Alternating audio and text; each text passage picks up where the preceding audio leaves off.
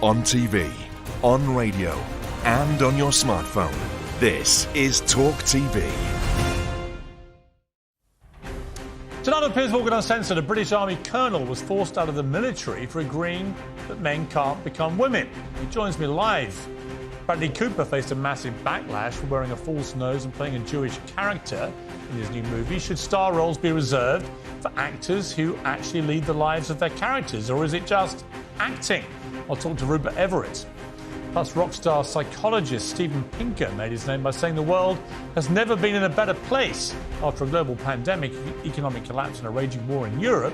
Does he still believe that? He'll join me live too.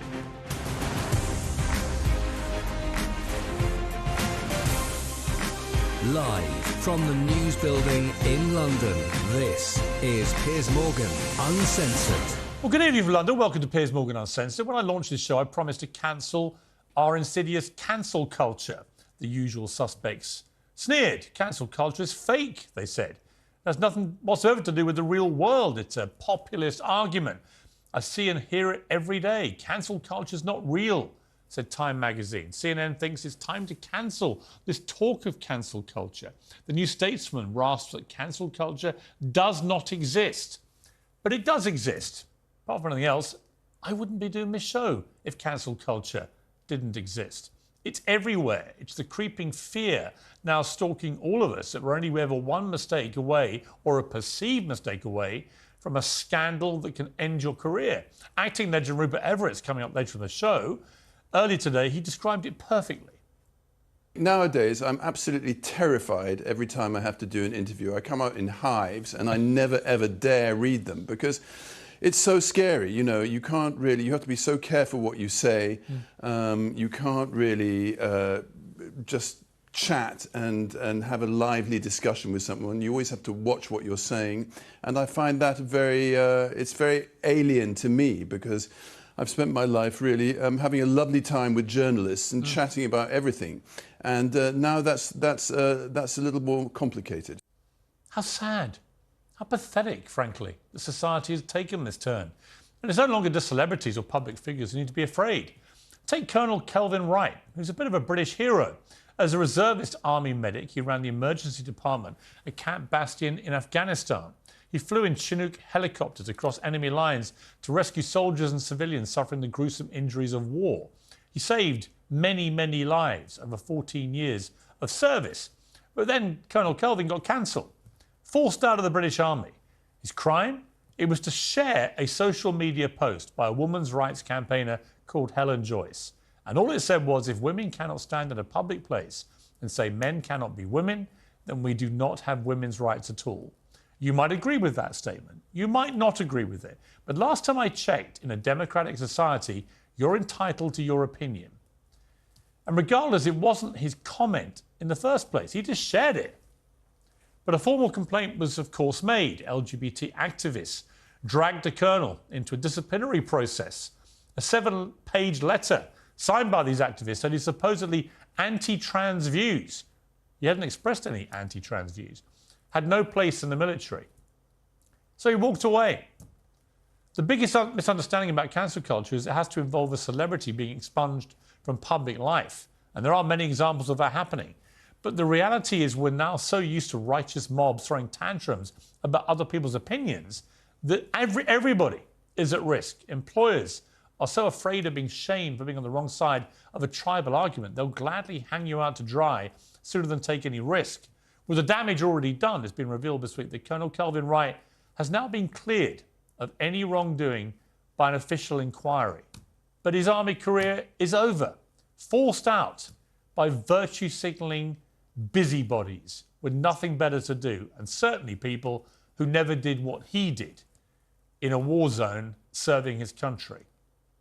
It's a disgrace.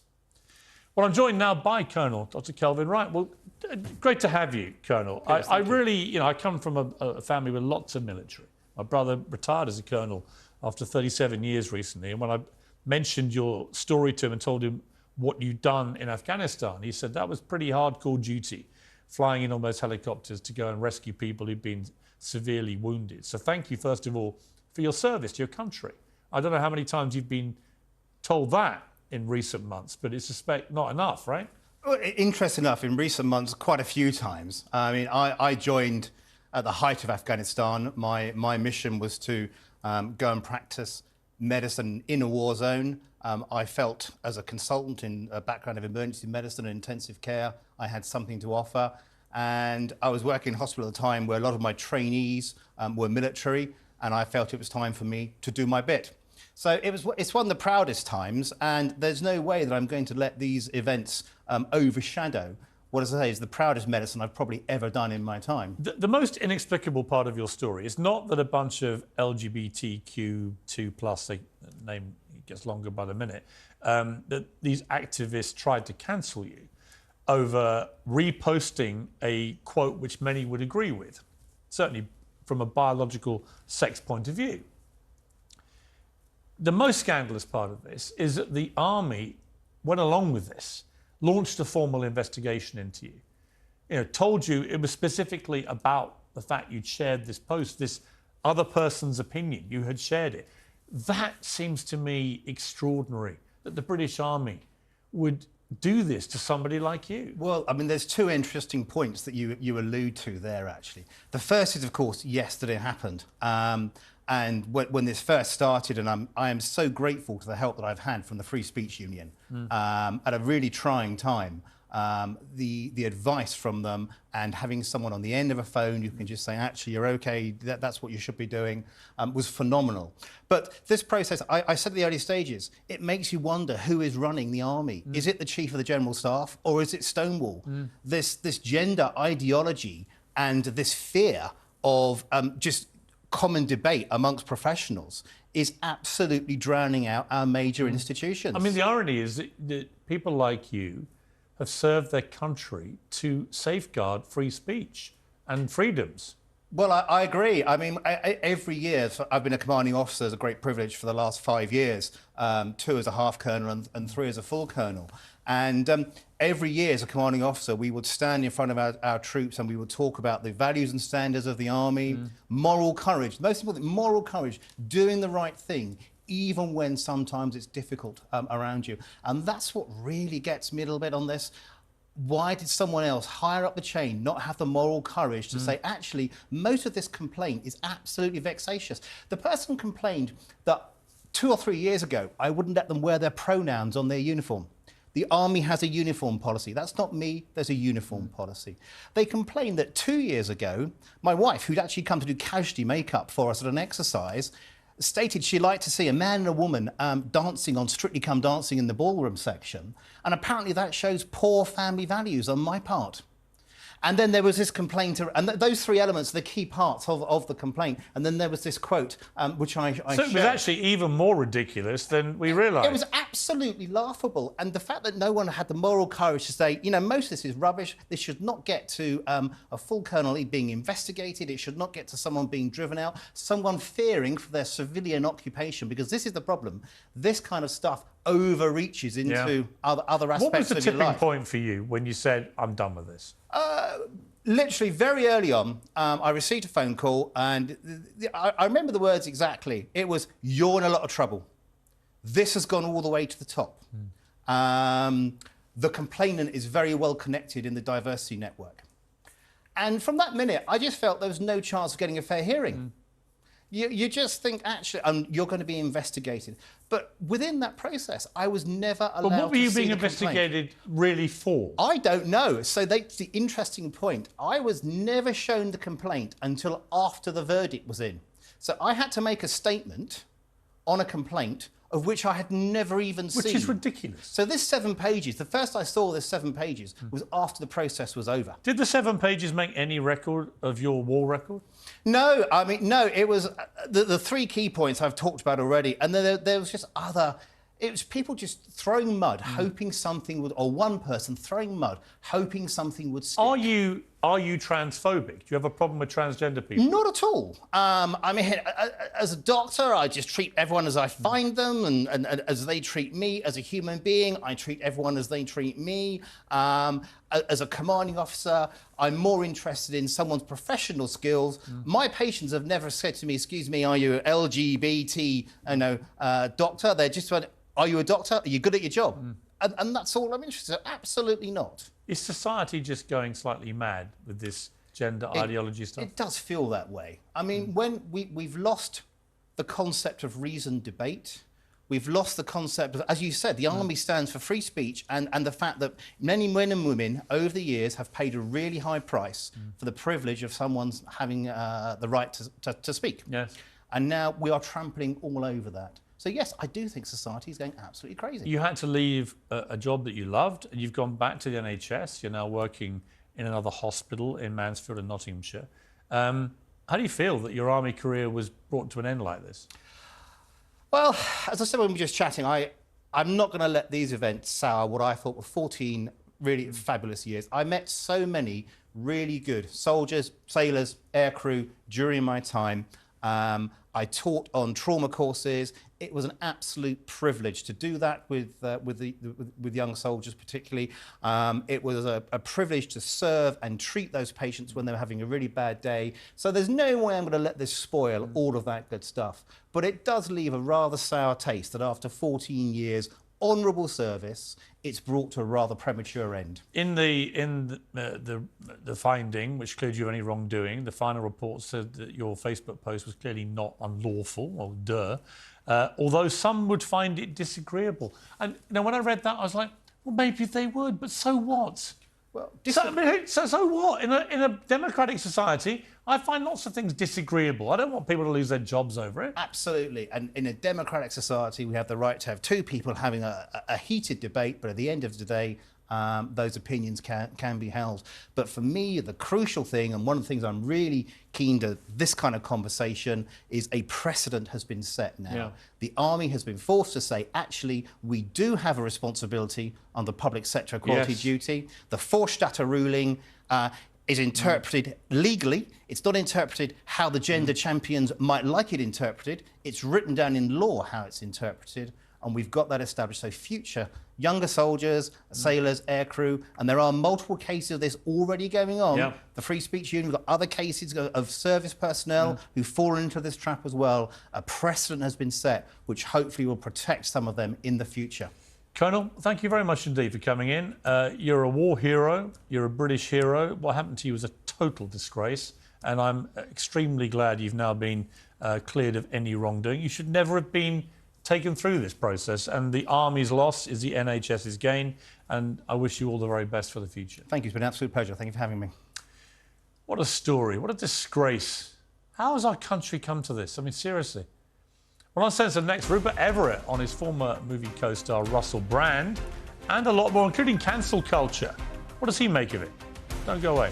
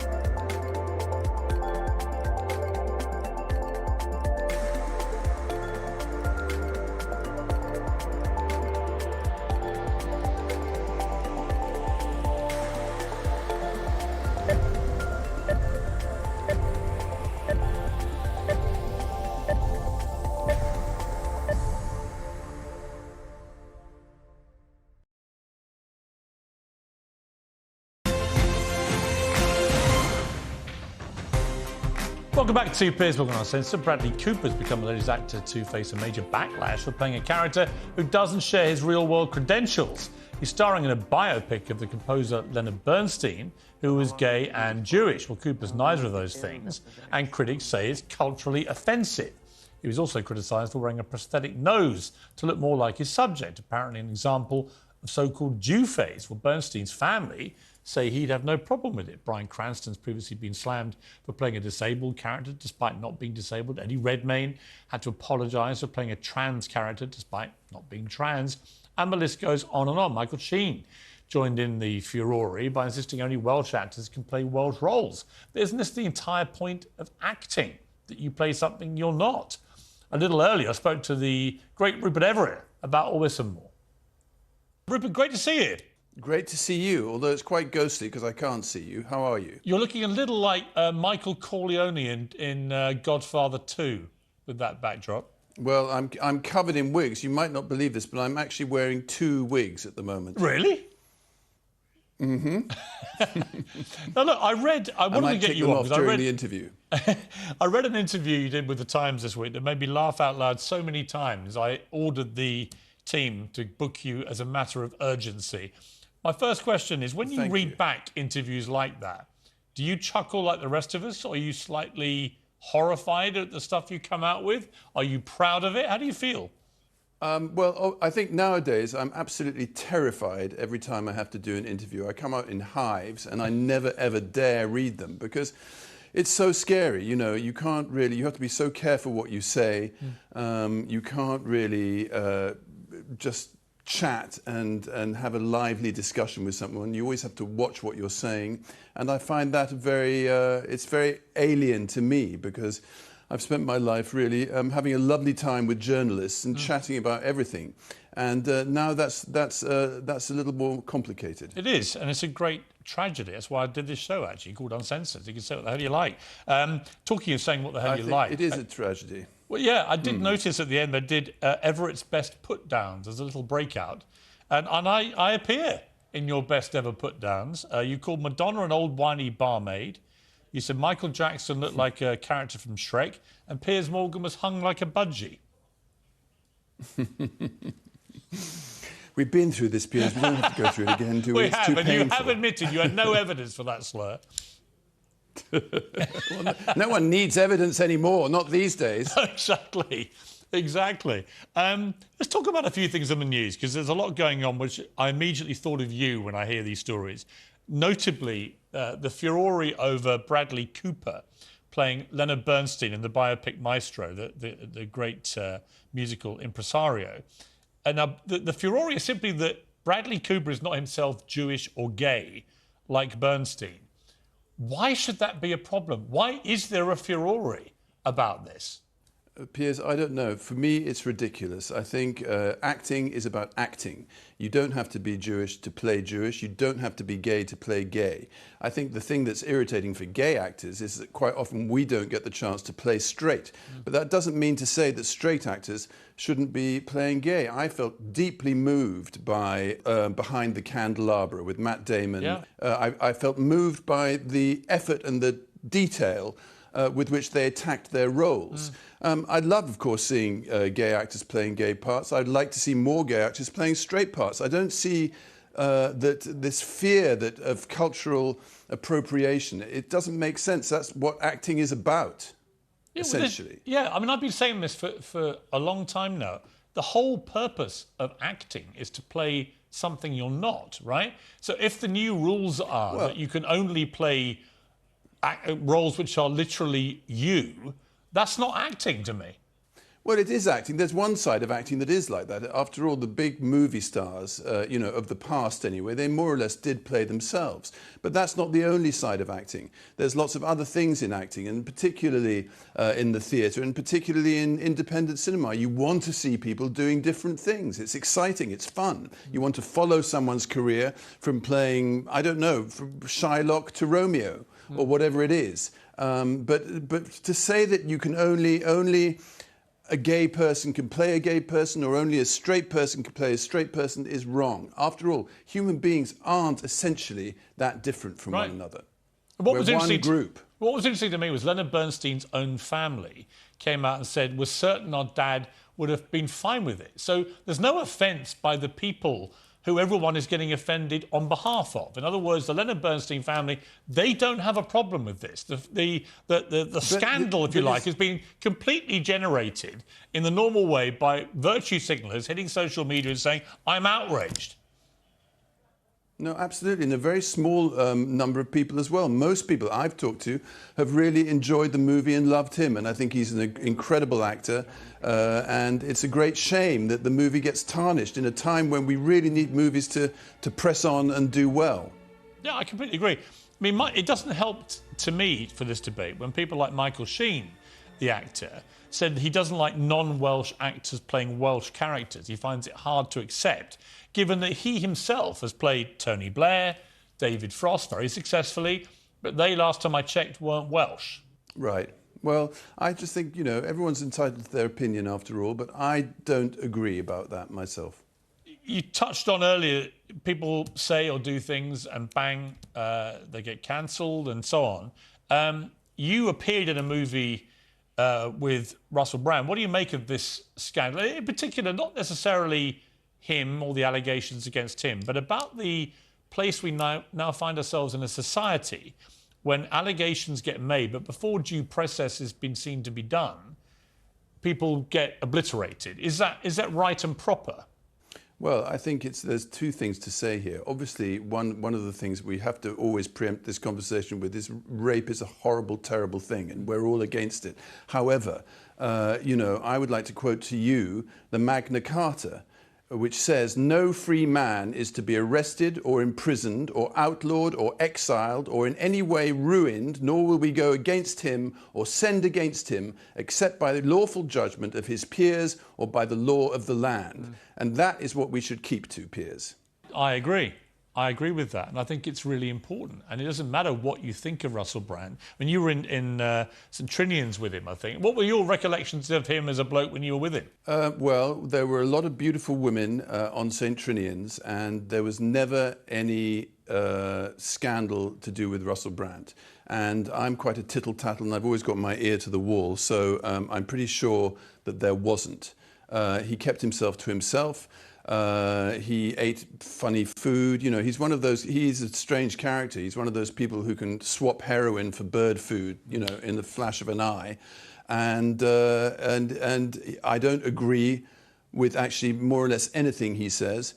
And I do think he's a character rather like Robespierre, you know, who had to wait to meet the king for 2 weeks and then suddenly became a revolutionary through his own kind of thwarted, bitter pride. And I do feel that Russell Brand has an envy of wealth, which is quite weird. But he behaved perfectly well, very well on St Trinian's. You know, he probably had to concentrate on acting most of the time.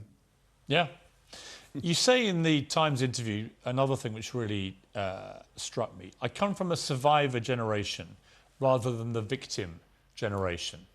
You know, I love that because that is really, that's what I think, which is that if you go through enough stuff in previous generations, it tends to toughen you up, it hardens you up. But what people didn't have time for or an inclination was to wallow in their own victimhood. But we've now moved to a place where not only are people doing that in large numbers, but they're kind of monetizing it. They're becoming famous off the back of it.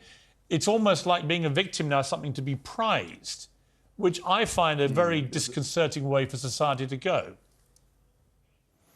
I agree with you. I think you know, in my youth, you know, it was quite a rough and tumble world, and you had to be very vigilant and aware of what was going on. And you had to fight your corner. You know, certainly in show business, as the actor Edmund Kean said, you know, theatre is not made for those who bleed easily. You have to be tough in this business. There's no point going into it if you're going to wilt at the first fence.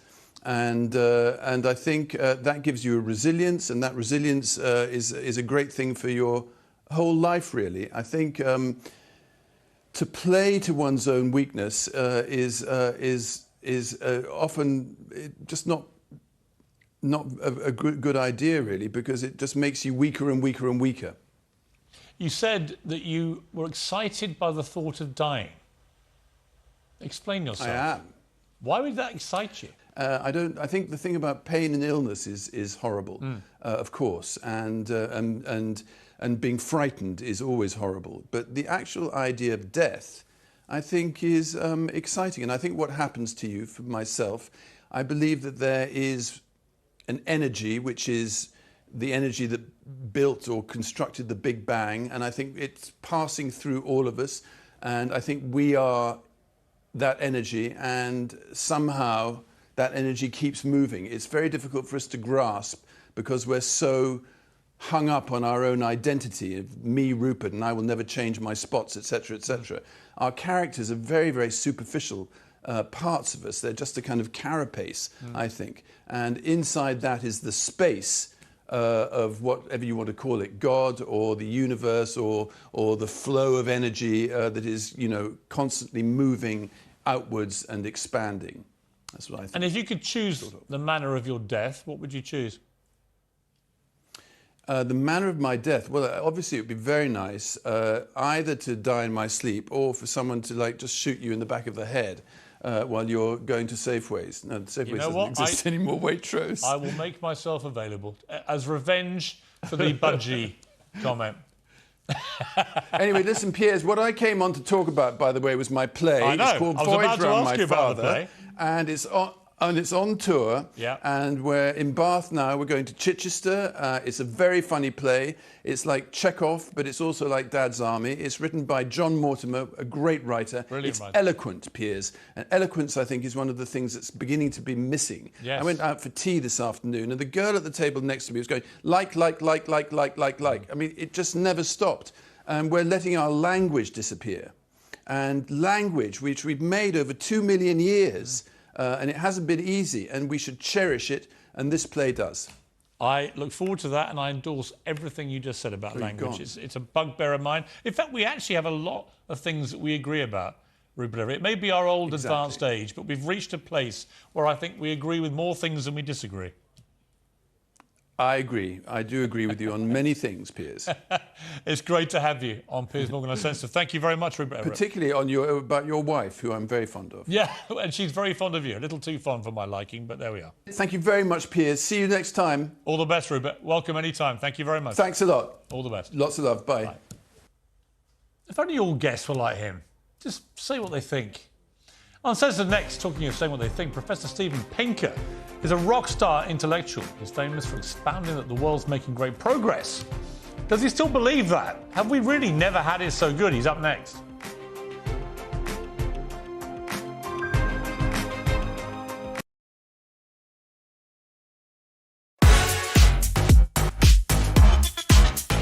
Good evening, I'm Piers Morgan, Uncensored in New York City. Yeah. King Piers and King Q. I think it's only room for one king, man. You know what I'm saying? He's mocked your weight, Trump. Yeah, look at him. Fail. Stop working. Just because they're skin folk don't mean they're kin folk. Do you believe you can win this war? He's making me cry again. They're trying to force you out. Yes, I feel betrayed. Keep it award-winning. Mwah. Lucy Letby will die behind bars. And a senior doctor who first raised concerns about Letby wants NHS managers to be regulated. We needed answers a lot sooner. This is, 7 years down the line? I mean, it's completely ludicrous. We need accountability, we need performance in all walks of life. If this nurse had misgendered somebody on a ward, she'd have been out the door. When they first got together, there were press stories, weighty Katie. That would make her a better Princess of Wales. Ghislaine Maxwell agreed to be interviewed for the very first time. I honestly wish I'd never met him. Donald Trump has just said he expects to be arrested at 7:30 p.m. The Conservative Party can certainly win the next election. Can we? Yes, Labour absolutely. 29 points ahead in the polls. Can we? Did he say, yes, I have taken drugs and they bent the rules, or lied on the visa application form and therefore got it? There needs to be an intervention around abortion laws. Parliament is sovereign. Parliament can determine these things. The rest of the world has watched on in sort of mounting horror as this story has unravelled. For you, it was incredibly personal. The death toll from the Titanic tragedy has risen to 1,522, and may God rest their souls.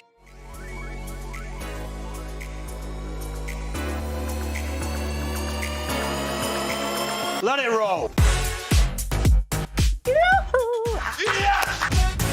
If we stop producing oil, the knock-on effect is far larger than just CO2. I nearly have empathy when I'm speaking to them. I know now you're probably going to boot me off the short saying this now. Oh, Meghan Markle, about Meghan Markle. Some of them, they're easily led. You can kiss my American ass. Thank you very much. Very nice of you. Twitter, you sons of... Can you please reinstate my account? Yeah, Thank you. There's a threat that you'd be worried about. So are you saying that you're being overwhelmed, that you're inundated? We are really working hard for you, and we're just asking patients to be patient with us. We're now in Barbie world. You weren't asked to give evidence to the grand jury. I'm the only one that has been telling the truth. You don't drink, never taken drugs. You're stinking rich. Should we be concerned, Prime Minister? If it's on your mind, it's on TalkTV. Is about you and your opinions. If you're thinking about it, we're talking about it. It's all about me. That was a joke.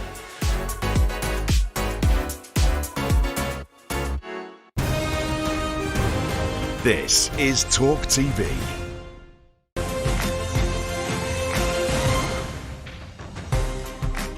Welcome back to Piers Morgan Uncensored. It doesn't really feel like the world is making much progress right now. The COVID pandemic killed millions, left many more of us locked up and miserable for months on end. The Earth is apparently in the process of sizzling us all to death through climate change. Russia's invasion of Ukraine brought war to Europe and nudged the world closer to nuclear Armageddon. All of this while inflation is soaring, massive economies face recession, and children start living with their parents until they're my age. Well, if you believe what you read, then this broken and battered world of ours has never been more racist, sexist or divided. Who better to put all this into proper context, though, than my next guest, Professor Steven Pinker, who coined the term progressophobia. Professor, great to see you. Thank you. I've wanted to have you on this programme for a long time because I actually quoted from you, from your brilliant book, Enlightenment Now, in my own book called Wake Up last year. And it was like a clarion call to the world to wake up. And one of the reasons was, as you rightly observed, actually, all things considered, there's never been a better time to be alive. Now, do you still believe that today?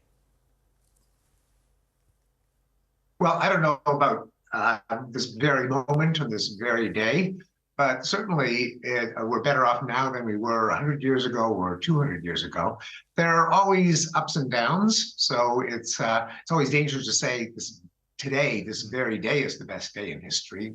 Probably isn't. We've got an invasion in Ukraine that's turning back the clock. We're still not over the effects of COVID. But on average, looking at the overall trend, yeah, we're better off than we were 50 years ago or 100 years ago or 200 years ago or 1,000 years ago. A lot of young people suffer from anxiety, far more than has ever been recorded before. And I believe one of the reasons is the constant dopamine exposure they get to negative imagery, whether it's the war in Ukraine, the pandemic, whatever it may be, that this sensory overload has created an atmosphere in their heads that things have never been worse than they are now. What's the best way to realign young, impressionable minds about why, in your estimation, the trend's pretty good? Yeah, it's not just the dopamine hit of the image every 20 seconds. It's also the overall message. A lot of young people are being told that the species is going to go extinct, if not from climate change, then from artificial intelligence or civil war. So I think the news just has to put things in perspective, because the journalism is a non-random sample of the worst things happening everywhere on Earth. That's just kind of what news is. The slow trends that creep up a few percentage points a year, like the reduction of extreme poverty, increased access to electricity and clean water, rising literacy, declining child mortality, declining maternal mortality. All of these are never burst on the scene on Thursday, and so you never see a headline, but they transform the world because these changes compound. Also, there are good things that consist of things that don't happen. Like just a few years ago, we were obsessed with terrorism. It felt like there was constantly a terrorist attack.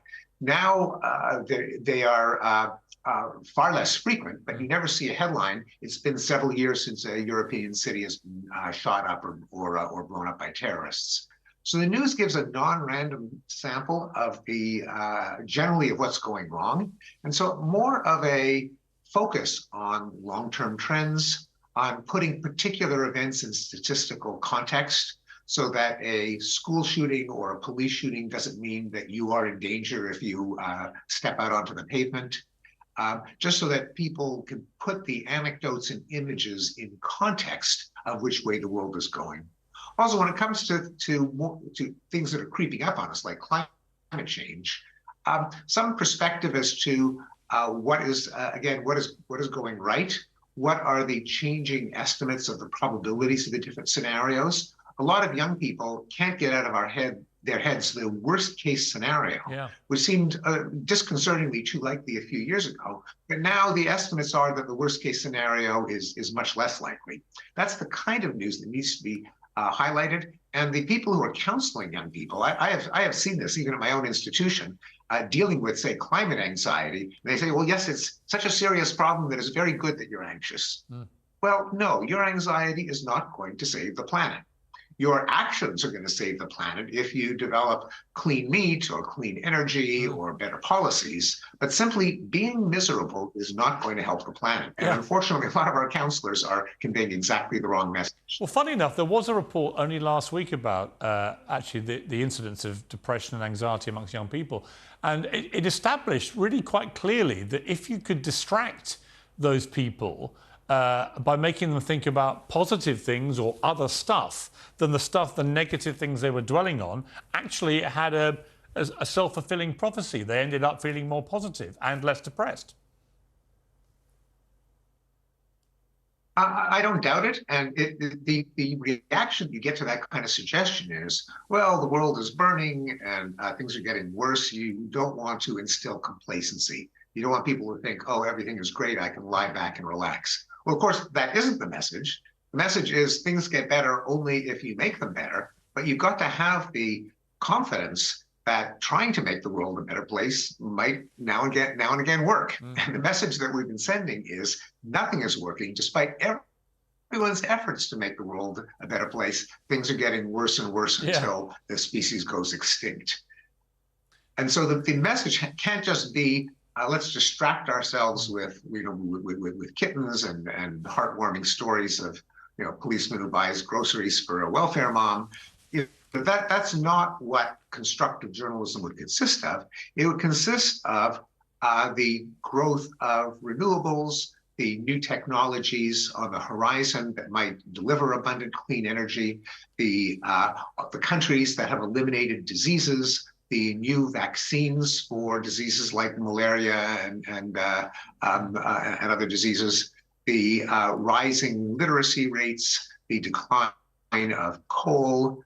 There's lots of actually substantive positive developments that are simply not reported, except for a handful of sites that specialize in it that I think more people should subscribe to for their mental health, if for no other reason, but also to embolden. The countering the danger of complacency is the danger of fatalism. Doesn't matter what we do. The world's going to hell. May as well enjoy things, or may as well just be miserable. Yeah, I totally agree. One of the other scourges of modern life, other than this constant obsession with all things negative, is the attack on free speech. You went to Harvard University, and it was just ranked the worst school for free speech in the United States by the Foundation for Individual Rights and Expression. It got 0 points out of 100. How do you feel as a Harvard alumni that it is effectively become a walking, talking enemy of free speech? Yes, well, I'm not an undergraduate alumnus, but I am a professor, so I'm right there in the thick of things. And together with some colleagues, we have formed the Council on Academic Freedom at Harvard in order to push back. And in fact, those rankings were even a little bit convenient, because when we met with the president last week and when we're meeting with the dean tomorrow, the first thing we're going to do, and the first thing we did was to say, hey, we came in last place in 248 universities. Don't you think we should do something about this? And I hope we will.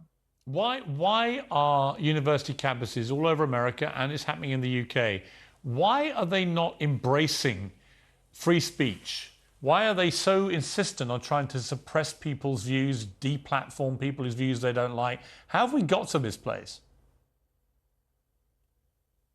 Well, I'd almost flip the question. Free speech is a deeply weird concept as far as the human mind is concerned. It's very unintuitive.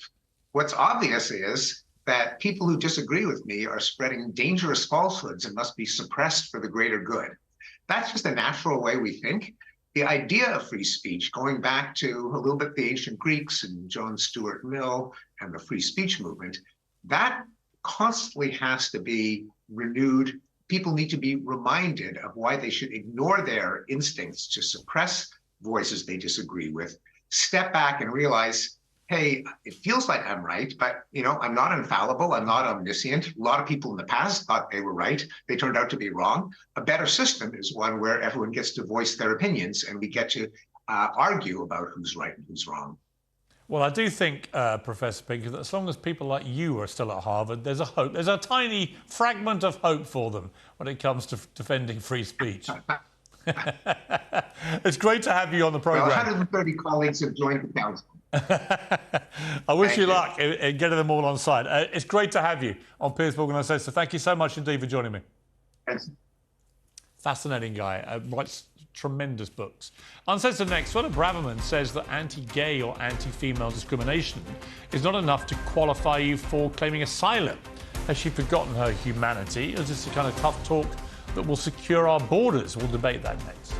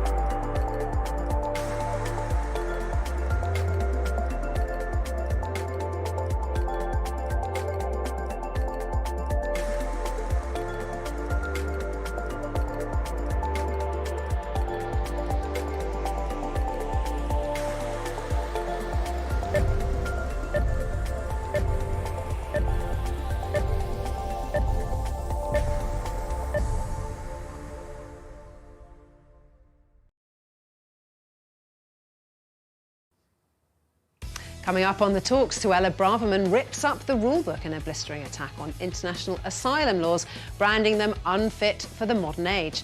Plus, sick note, Britain sees the average worker take almost 8 days off in a year. That's the highest level since 2008. And it's last orders for the phrase same again, as publicans are told to ditch the expression in the crackdown on binge drinking.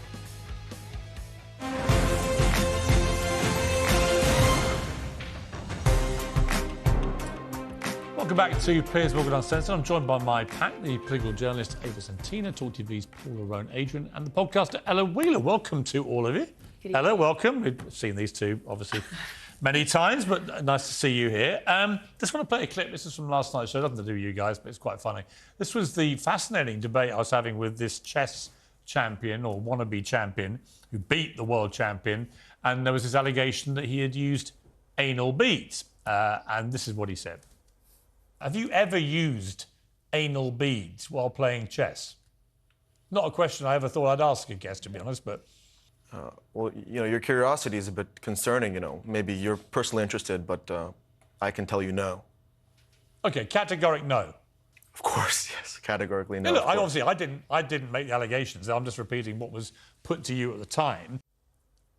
Well, aside from having to explain what anal beads are to a lot of people following that clip, Elon Musk decided to get involved, did a laughing emoji to that clip when we put it up, and then he added, frankly, if he did, just let him win, which is just quite funny. And he has a point. If you're going to go that far, you probably deserve it. Anyway, it was fascinating. Let's turn to Suella Braverman, though, because Suella Braverman has come out with some pretty, typical Braverman thoughts about asylum. Listen to what she said about gay and female people.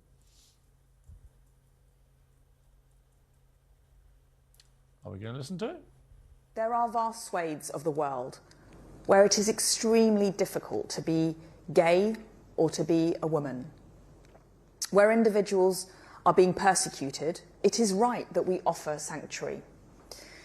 But we will not be able to sustain an asylum system if, in effect, simply being gay or a woman or fearful of discrimination in your country of origin is sufficient to qualify for protection. Right, OK. Ella, your reaction to that? Well, I disagree with Suella Braverman in terms of my approach to immigration policy is much more liberal. But I think the point that she raises in terms of this sort of stumbling block that we seem to be coming up against democratically about how a government can enact immigration policy, what kind of decisions can be made, and this sort of perennial issue of the European Convention on Human Rights, which, is basically talking about, I think is a debate that has to be had out, whether or not she's right. Of course, there are lots of places where, well, she used the term vast swathes, which would suggest that she's, still intends the kind of generosity of the asylum process to be quite vast.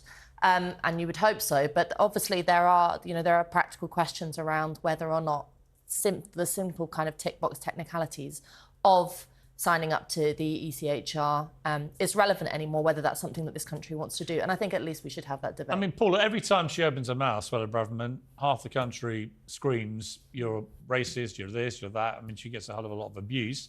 Other people commend her straight talking and the fact she's prepared to sometimes say the unmentionable and not cares about upsetting people to encourage debate. Where do you sit with this particular one? I mean, there are going to be millions and millions more people seeking asylum. We know this, seeking to be refugees. No, but there are. We know that. No, Piers. No, we don't know Yes, we do. No, we don't We do. know that. There are people guessing that is what will happen. It is highly likely, as a result of climate change, if nothing else, it is highly likely but where are they we're going to see... go? Well, where are they going to go? We know, because the figures tell us, that most refugees go to the country next door. That is where something like 2/3, that's where they go. That wasn't what I said. Well, I just said there are going to be a lot more people coming to the claiming UK, asylum or claiming the identifying asylum as where, refugees. in the UK? Well, all over the world. Well, they'll be claiming, that may right? be the case. But my point now. being, if the numbers are going to go exponentially very high, which seems likely, most experts believe that, is it not sensible of a British Home Secretary to say, well, maybe we should look at trimming the criteria, making it more concentrated on particular groups of people? This isn't about the criteria, Piers. It's very simple. The criteria says, are you suffering persecution? That's what it's about. It's the Home Office, it's the infrastructure, it's the system that is failing, and that is under the watch of Suella Braverman. That's what needs to be looked at. So we don't point our finger at the 20,000 odd people who've made their way across the channel.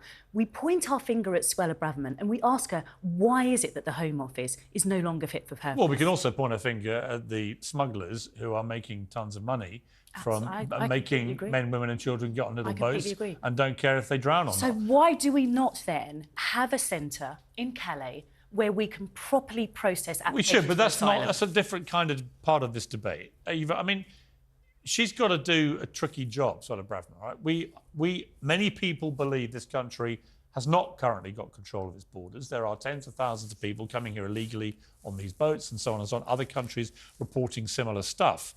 This specific point she's making, are we now in an age where a lot of people claim to be persecuted who are not actually, by the old definition, being persecuted? I don't really know where she would have got that from, because, I mean, my judgment would be that she actually doesn't really know at all what's going on with the figures. I mean, you said just now that she's very straight talking. I would actually argue she was the master of deflection. She gave that huge speech today, which I think is just a right-wing dog whistle to the right-wing side of her party, the white nationalists who are in the Conservative Party. And there's no policy there. No idea what we're going to do next. No proposition. She's just a racist. Is she a racist? Yes, she is a racist. Because what she's doing is she's hedging her bet. She's going to become party leader, hopefully, in her mind, in the next 5 years. And she's whistling to that side of the party that might not have elected Rishi Sunak because they're also racist. But isn't it true that absolutely anyone in this country who raises any concern about even the small boats coming in such large numbers immediately gets called a racist? In the same way that anyone who raises a red flag about any element of gender ideology gets called transphobic and so on. I would say that's a lazy whistle the other way. Well, then why don't you just some policy? bang out these kind of slurs against people, and actually often it's just a wild exaggeration of what they're attempting to do, which is have a debate about the best way to handle things. But then, if that was true, why did she then identify being homosexual, and why did she identify being a woman? Why didn't she say, for example, seeking asylum as a political, because you're a political activist? Why didn't she say that? She has specifically identified topics that she knows are going to get people riled up. She wants us to fight with each other, because then that means we forget I would say, to fight I would against say her. people are riled up anyway, so I'm not sure they need much riling. People do genuinely care about this stuff. Let's move on to something else I think people care about. Ella, does working from home make you fat? This is this new survey. Because so many more people are now sitting at home. Apparently, they're all couch potatoes. I work from home, and obviously you can see, I mean, clearly disprove the theory. But what do you think of this idea that we're now becoming a nation of lazy couch potatoes, and it's being exemplified by the work from home phenomenon? Everything, it's a bit like everything kills you. Everything makes you fat these days. I mean, I think we're unhealthily obsessed with being obsessed with our weight. But so it's obvious that if you're not out in the world, then it's going to have an effect. And I don't think we should be at all in the business of lecturing people about their lifestyle choices when it comes to weight or anything else. See, but I don't agree. But I don't agree. I think the nanny we should have a nanny state. And we do it all the time. We did it with cigarettes. We do it with stuff that makes it's you awful that we really do fat. Why shouldn't we It's awful nanny that we people? do it with cigarettes. But the thing about working from home, it's not that it's bad for your waistline. I think it's bad for, public life. I think we should be making actually a positive argument against working from home, if I can say it. Well, you've all made the effort to come in today. Ava, where do you sit on this? I mean, I think working from home has benefits, but it also clearly has negatives. One of them might well be you don't move as much. Apparently, it's statistically proven you don't do your steps that you should do. I don't know. I think you sleep a lot better if you're at home. You've got more time with your kids. I think you've got an all-round healthier life. And I do think a lot of this policy comes out of the sort of, sorry, but the big corporations who'd like you to travel into work and buy from their sandwich shops and pay money on the train. Well, there's a bit of that. And I do feel for the small businesses who post-pandemic just have lost all their business because of traffic, foot traffic. But I also think that office life does form a far more creative entity for many companies, particularly creative companies, than the work from home phenomenon. It does, Paula. Yeah. When we're all together, if we were all in a room together now, we would be more creative as a group than if we're all at home. And that's why we're moving to this hybrid kind of format, aren't we? When that research was done in 2021, and of course we're all kind of sluggish, not really knowing where we were, and yes, our backs ached because we sat in uncomfortable chairs. Now we're moving into this hybrid stage. We know what it's about. Do you know the market for fitness apps is quoted as being £120 billion. And you know what I do? I get on my Peloton. Exactly. And I watch TalkTV. Exactly. On my Peloton. Are you a Peloton man? Absolutely. Specifically, an Olivia Amato man. Really? Yeah, Okay. best trainer. Thank you, Pat. Great to see you. You got something you want to say before you go, Ella? Well, You've got 5 seconds. You know, wouldn't you rather be out in the fresh air than on a Peloton? Yes, I would. I'm going to go in the fresh air right now. That's it from me. Thank you, Pat. Whatever you're up to, keep it uncensored. Good night.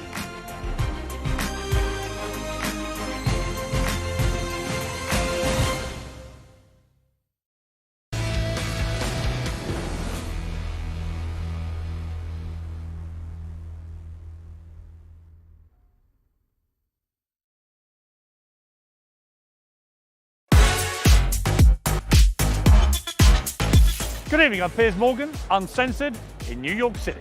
Yeah. King Piers and King Q. I think there's only room for one king, man. You know what I'm saying? He's mocked your weight, Trump. Yeah, look at him. Fail. Not working. Just because they're skin folk don't mean they're kin folk. Do you believe you can win this war? He's making me cry again. They're trying to force you out. Yes, I feel betrayed. Keep it award-winning. Mwah. Lucy Letby will die behind bars. And a senior doctor who first raised concerns about Letby wants NHS managers to be regulated. We needed answers a lot sooner. This is, 7 years down the line? I mean, it's completely ludicrous. We need accountability, we need performance in all walks of life. If this nurse had misgendered somebody on a ward, she'd have been out the door. When they first got together, there were press stories, Waity Katie. That would make her a better Princess of Wales. Ghislaine Maxwell agreed to be interviewed for the very first time. I honestly wish I'd never met him. Donald Trump has just said he expects to be arrested at 7:30 p.m. The Conservative Party can certainly win the next election. Can we? Yes. Labour are 29 points ahead in the polls. Can we? Did he say, yes, I have taken drugs and they bent the rules, or lied on the visa application form and therefore got it? There needs to be an intervention around abortion laws. Parliament is sovereign. Parliament can determine these things. The rest of the world has watched on in sort of mounting horror as this story has unravelled. For you, it was incredibly personal. The death toll from the Titanic tragedy has risen to 1,522, and may God rest their souls.